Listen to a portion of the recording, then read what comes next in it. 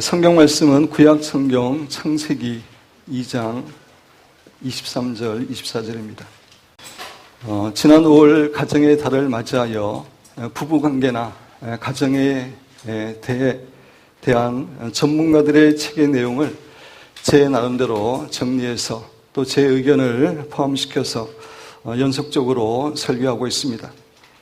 5월 첫 번째 주에는 게리 체프만이 쓴 5가지 사랑의 언어라는 책을 설교했고, 그 다음은 2주에 걸쳐서 돌로레스 커렌이라고 하는 여성분이 쓴 건강한 가정의 특징들이라는 책을 가지고 설교했습니다. 오늘은 미국 상담 심리학의 권위자이며 콜로라도 크리스찬 대학에서 상담 프로그램 학과장으로 재직 중인 레리 크랩이라는 분이 쓴 결혼 건축가라는 책의 내용을 중심으로 설교를 하려고 합니다. 이 책은 부부의 연합이라는 관점에서 부부가 서로 어떻게 만족시켜주고 또 부부가 어떻게 서로의 필요를 채워주는 가운데 결혼이라는 집을 잘 건축할 수 있는지에 대해 매우 성경적이고 바람직한 그러한 교훈을 줍니다. 오늘은 이 책의 내용에 제 의견을 포함시켜서 설교하면서 우리가 어떻게 참으로 축복되고 아름다운 부부관계를 누릴 수 있는지에 대해 하나님께서 우리 각자에게 주시는 은혜와 교훈을 받기를 원합니다. 그리고 이 책에서 말하는 부부관계에 대한 교훈은 그리스도인의 모든 인간관계에도 적용될 수 있는 중요한 내용입니다. 그래서 아직 결혼하지 않는 청년들이나 현재 혼자이신 분들에게도 매우 중요한 교훈이라고 할 수가 있습니다. 우리가 믿고 있는 하나님은 삼위일체 하나님이십니다. 성부 하나님, 성자 하나님, 예수님이시죠. 성령 하나님, 이 세 분이 한 분 하나님으로 존재하신다라는 것이 기독교만의 독특하고 아주 신비스러운 신관입니다. 그렇습니다. 하나님은 태초부터 지금까지 삼위일체 공동체 안에서 존재해 오셨고 앞으로도 영원히 삼위일체 공동체 안에서 존재하실 것입니다. 이런 의미에서 하나님은 삼위일체라고 하는 소그룹 공동체 안에서 서로 사랑하고 격려하고 친밀한 교제를 누리시는 분이십니다. 창세기 2장은 우리 인간이 이 삼위일체 하나님의 형상대로 하나님의 모양대로 창조함을 받았다라고 교언합니다. 우리 인간이 하나님의 형상대로 창조되었다는 것은 우리 인간은 다른 동물들이나 피조물과는 전혀 다르게 지정의, 인격을 가지고 있는 존재로 창조되어 하나님과 대화하고 교제할 수 있는 그러한 존재로 창조되었다는 의미도 가지지만 또한 이 말은 우리 인간은 삼위일체 하나님의 소그룹 공동체의 특성을 닮은 자로 창조되었다는 것을 교훈해 줍니다. 다시 말씀드려서 우리 인간도 소그룹 공동체 안에서 다른 사람들과의 교제를 통해 서로 사랑하고 격려하고 세워주는 존재로 창조되었다는 것입니다. 그렇습니다. 우리 인간은 다른 사람들과의 교제와 관계를 통해서 사랑과 기쁨과 만족을 누리는 존재로 창조되었습니다. 따라서 인간은 본질적으로 홀로 살 수 없는 존재입니다. 우리는 과거의 학교에서 인간은 사회적 동물이다라고 하는 그런 말을 많이 들어왔습니다. 저는 여기서 동물이라는 단어는 마음에 들지 않습니다. 왜냐하면 우리 인간은 동물하고는 전혀 다른 하나님의 형상대로 지음을 받은 너무나 존귀한 자들이기 때문입니다. 그러나 우리 인간이 본질적으로 사회성을 가진 존재라고 하는 말은 맞는 말입니다. 물론 이 사회성은 동물적인 군집 본능에 기초한 사회성이 아니라 삼위일체 하나님의 인격성을 닮은 공동체적 존재로서의 사회성입니다. 이렇게 인간은 자신 안에 공동체적 DNA를 갖고 있기 때문에 사람은 본질적으로 혼자 있는 것을 싫어하고 두려워합니다. 그래서 감옥에서 죄수들은 독방에 감금되는 것을 가장 두려워하고 끔찍하게 생각합니다. 사람들 가운데 내성적인 사람들이 있어서 혼자 있는 시간을 좋아하는 사람도 있지만, 그럼에도 불구하고 아무리 내성적인 사람이라 할지라도 계속해서 혼자 있기를 원하는 사람은 없습니다. 우리 인간에게는 공동체 안에서 교제를 원하는 DNA가 있기 때문입니다. 결혼 건축가 이 책의 저자인 레리 크랩은 성경에서 말하는 결혼의 목적은 부부가 부부라고 하는 공동체 안에서 배우자와의 인격적인 관계를 통해 친밀함을 누리는 것이라고 말합니다. 다시 말씀드려서 부부가 부부 공동체 안에서 한 몸을 경험하는 가운데 부부가 서로 친밀하게 사랑하고 격려하는 기쁨을 누리는 것이 결혼의 목적이라고 말합니다. 창세기 2장에는 최초의 부부 이야기가 나옵니다. 하나님에 의해 창조된 최초의 인간인 아담은 하나님과 안전하고 평화로운 관계를 누렸을 뿐만 아니라 자신의 환경과도 조화로운 관계를 가지고 있었습니다. 뿐만 아니라 자기 자신에 대해서도 만족하고 감사하는 가운데 자기 자신과도 참으로 평화를 누리고 있었습니다. 그럼에도 불구하고 하나님 보시기에 아담에게는 부족한 것이 있었습니다. 창세기 2장 18절을 보면은 여호와 하나님이 이르시되 사람이 혼자 사는 것이 좋지 아니하니라고 말씀하십니다. 하나님께서는 아담이 혼자 사는 것이 좋지 않다라고 말씀하십니다. 왜 하나님께서는 이렇게 생각하셨습니까? 그것은 하나님께서 우리 인간을 소그룹 공동체적 DNA를 가진 존재로 창조하셔서 그에게 공동체의 교제가 필요함을 알고 계셨기 때문입니다. 그래서 하나님께서는 하와를 창조하시고 아담에게 데려가셔서 둘이 한 몸이 되게 하셨습니다. 창세기 2장 24절에 보면 이름으로 남자가 부모를 떠나 그의 아내와 합하여 둘이 한 몸을 이룰지로다.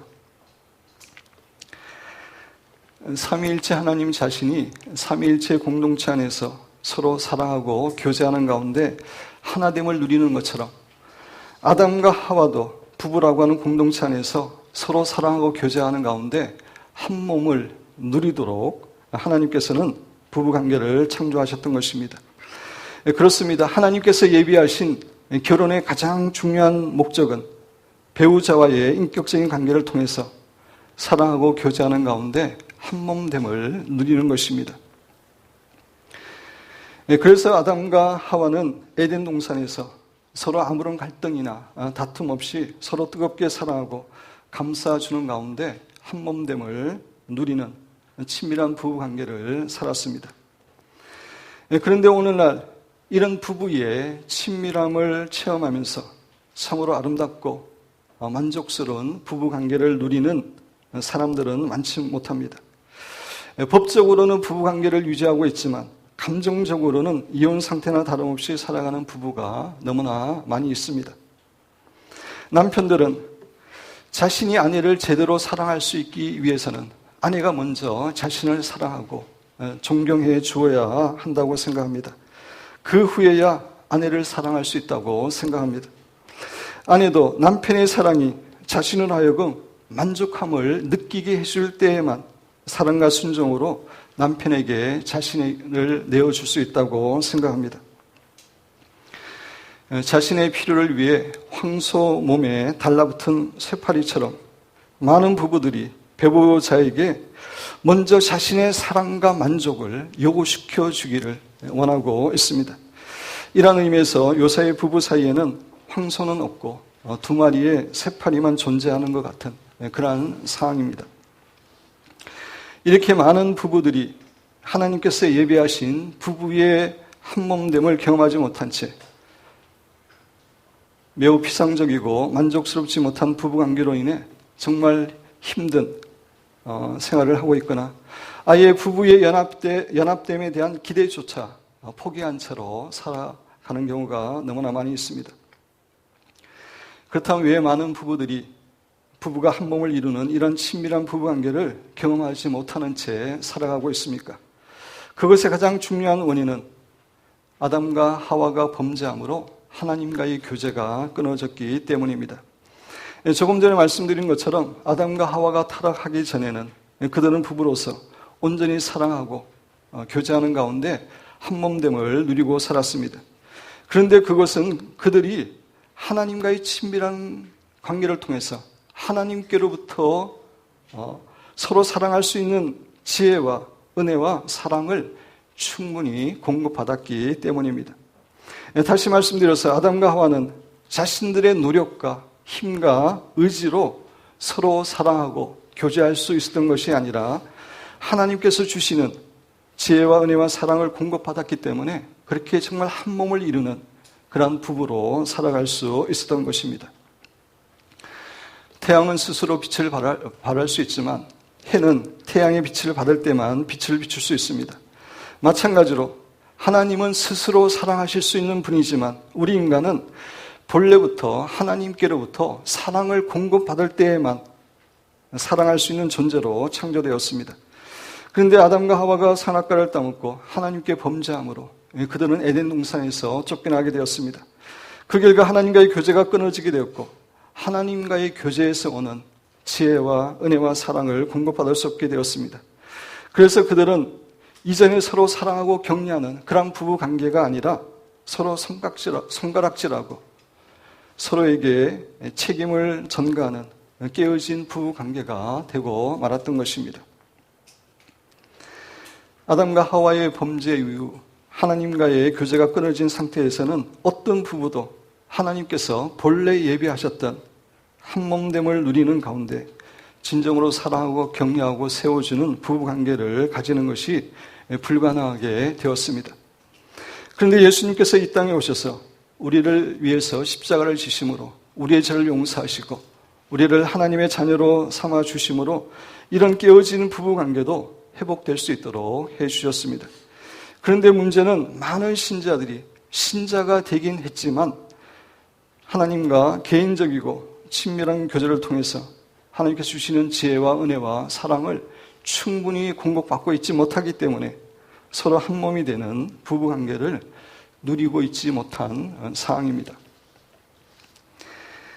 우리가 아름다운 부부관계를 포함해서 축복된 인간관계를 가지기 위해 우리가 꼭 가져야 될 두 가지 요소가 있습니다.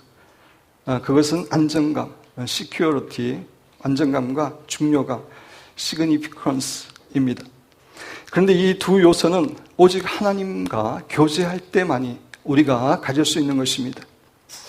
안정감이라고 하는 것은 내가 진정으로 사랑받고 있으며 받아들여지고 있다고 하는 느낌을 말합니다. 사랑을 얻으려고 애쓰지 않아도 조건 없이 온전히 사랑을 받고 있고 노력하고 애쓰는 가운데 얻은 사랑이 아니어서 어떤 상황 가운데서도 결코 잃어버리지 않는 사랑으로 사랑받고 있다는 확신이 안정감입니다. 우리가 배우자를 비롯하여 다른 사람을 진정으로 사랑할 수 있기 위해서는 먼저 우리에게 이런 안정감이 있어야 됩니다. 그런데 이런 안정감은 오직 하나님만이 우리에게 줄 수 있는 것입니다. 왜냐하면 하나님의 사랑만이 무조건적인 사랑이고 변함이 없는 사랑이기 때문입니다. 하나님 우리가 죄를 짓거나 실수를 한다고 해서 당장 우리를 책찍질하거나 우리의 이름을 생명책에서 지워버리는 그런 분이 결코 아니십니다.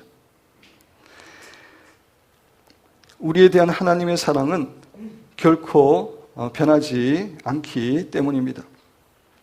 하나님의 사랑이 무조건적인 사랑이고 변함이 없는 사랑임을 가장 명확하게 보여주는 말씀 가운데 하나가 로마서 5장 8절입니다. 우리 성경 말씀 한번 찾아보겠습니다. 신약 성경 로마서 5장 8절입니다.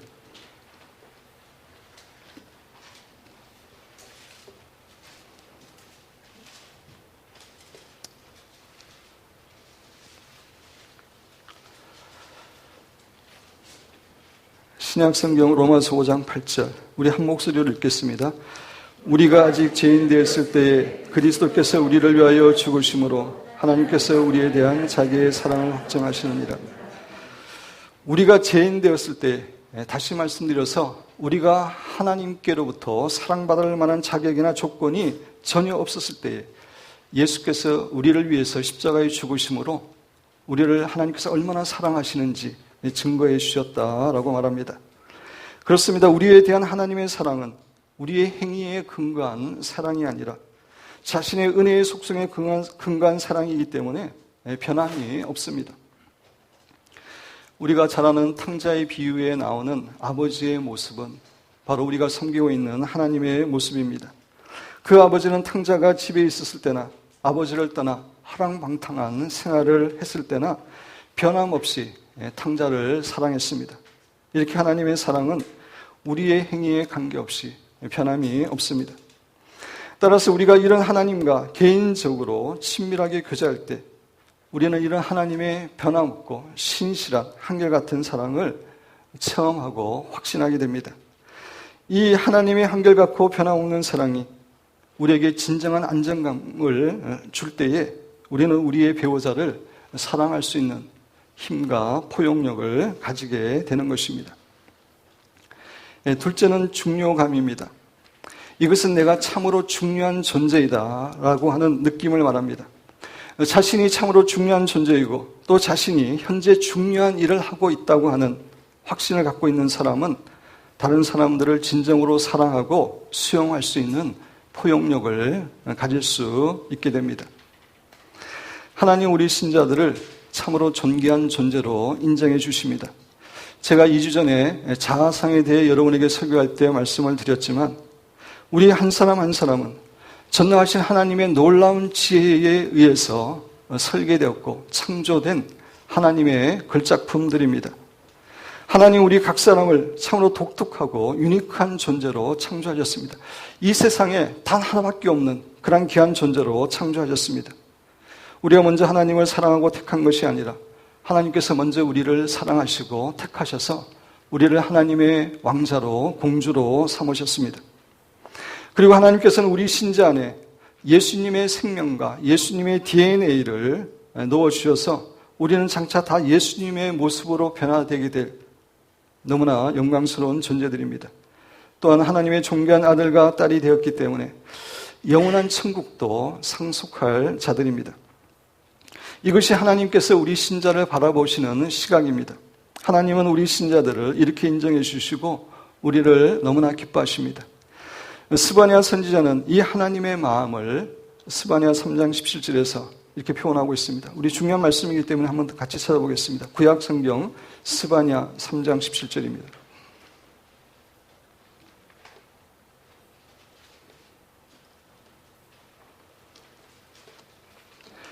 스바냐 3장 17절입니다. 우리 한 목소리로 읽겠습니다. 너의 하나님 여호와가 너의 가운데 계시니 그는 구원을 베푸실 전능자이시다. 그가 너로 말미암아 기쁨을 이기지 못하시며 너를 잠잠히 사랑하시며 너로 말미암아 즐거이 부르며 기뻐하시리라 하리라. 여기 중간에 보면 하나님께서 우리로 말미암아 기쁨을 이기지 못하시며 우리를 잠잠히 사랑하시며 우리로 말미암아 즐거이 부르며 노래를 부르고 기뻐하신다라고 성경은 증거해 주고 있습니다. 우리가 하나님과 개인적이고 친밀한 교제를 나눌 때마다 하나님께서는 우리 한 사람 한 사람이 정말 하나님 안에서 얼마나 존귀한 자인지 소중한 자인지 말씀하여 주시고 확인시켜 주십니다. 제가 하나님과 개인적으로 교제할 때마다 하나님께서 저에게 주시는 이 말씀이 동일한 말씀입니다. 하나님이 저를 얼마나 사랑하시는지, 제가 얼마나 하나님의 사랑을 받고 있는 존재인지, 그리고 하나님의 사랑 안에서 주님 안에서 내가 얼마나 존귀한 자인지 하나님께서는 반복해서 말씀해 주십니다. 이렇게 우리가 하나님과 친밀한 교제를 통해 하나님께서 주시는 안정감과 중요감을 확신하게 될 때 우리는 배우자를 진정으로 사랑하고 섬길 수 있는 힘과 포용력을 가지게 되는 것입니다. 따라서 부부관계에서 한몸됨의 친밀함을 누리기 위해서는 우리는 무엇보다 하나님과의 친밀한 교제를 통해서 하나님께서 주시는 진정한 안정감과 중요감을 체험해야 하는 것입니다. 사랑하는 성도 여러분, 여러분의 가정은 부부가 하나님과의 친밀한 교제를 통해서 하나님께서 주시는 진정한 안정감과 중요감을 가지시고 정말 부부가 한몸됨을 느끼시는 그런 아름다운 부부가 되시기를 주님의 이름으로 축원드립니다. 그런데 부부들이 두 사람 다 하나님과의 친밀한 교제를 가지는 가운데 이렇게 서로 사랑하고 격려할 수 있는 부부라면 정말 아름답고 이상적인 부부일 것입니다. 그러나 실제적으로 부부가 다 이렇게 하나님과 친밀한 교제를 갖는 가운데 뜨겁게 사랑하는 그런 부부는 많지 못합니다. 이럴 경우 우리 한 사람이라도 먼저 하나님과의 친밀한 교제를 통해서 하나님께 주시는 안정감과 중요감을 체험하는 것이 중요합니다. 그 안정감과 중요함을 가지고 우리의 배우자를 있는 모습 그대로 사랑하고 섬기기 위해서 애쓰고 노력해야 됩니다. 우리의 배우자를 사랑하고 섬기려고 애쓸 때 때로는 배우자를 때문에 배우자에게 상처받기도 하고 또 거절당하기도 하고 무시당하기도 하지만 우리는 그런 훈련을 기꺼이 감당해야 됩니다. 하나님께서는 우리가 그렇게 배우자를 사랑하는 것에 헌신하는 것을 기뻐하시고 그런 헌신을 통해서 우리를 영적으로 성장시켜 주십니다. 우리 신자에게 영적 성장은 너무나 중요합니다. 영적으로 성장한다는 것은 우리의 인격과 성품이 주님을 닮아가는 것을 의미합니다. 하나님께서 우리를 부르신 목적은 우리가 우리의 마음과 성품이 주님을 닮아가는 것입니다. 그래서 하나님께서는 결혼을 통해서도 결혼해서 사랑하는 배우자를 섬기고 사랑하는 그런 과정을 통해서도 우리가 영적으로 성장되기를 원하십니다. 제가 약 10년 전에 미국에 갔을 때 그 유명한 세들백 교회의 리그 워런 목사님이 결혼에 대해서 시리즈로 설교하는 그 CD를 사서 들은 적이 있습니다. 그 설교를 이렇게 쭉 듣는 가운데 깜짝 놀랄 만한 그런 말을 제가 들었습니다. 리그 워런 목사님이 말씀하시기를 결혼의 목적은 행복이 아니라 우리의 영적 성장이다 라고 말씀하셨습니다. 결혼하는 목적은 행복하기 위해 사는 게 아니라 영적 성장을 위한 것이라고 하는 그런 말씀을 듣고 제가 놀랐습니다. 저는 그 설교를 들으면서 이분이 사모님 때문에 꽤 많이 고생하신 분이다 모양이다 그렇게 생각했을 정도였습니다. 보통 결혼에 대해서 그렇게 이야기하는 경우는 드물기 때문에 그렇습니다. 그러나 제가 신앙생활을 하면 할수록 우리에 대한 하나님의 가장 중요한 관심은 우리의 영적 성장이기 때문에 결혼 생활을 통해서도 우리가 영적으로 성장하기를 원하신다는 것을 알게 되었습니다. 따라서 우리는 배우자를 온전히 사랑하며 섬기는 훈련을 통해 영적으로 성장해야 됩니다. 그렇게 하는 것이 하나님께서 가장 기뻐하시는 뜻이기 때문입니다. 우리가 우리의 배우자를 있는 그대로 사랑하고 섬기려고 애쓰고 노력할 때에 하나님께서는 우리를 붙들어 주시고 우리를 도우십니다. 레리 크랩은 이것에 대해 그림으로 우리에게 교훈해 줍니다. 우리 한번 잠깐 그림을 보겠습니다.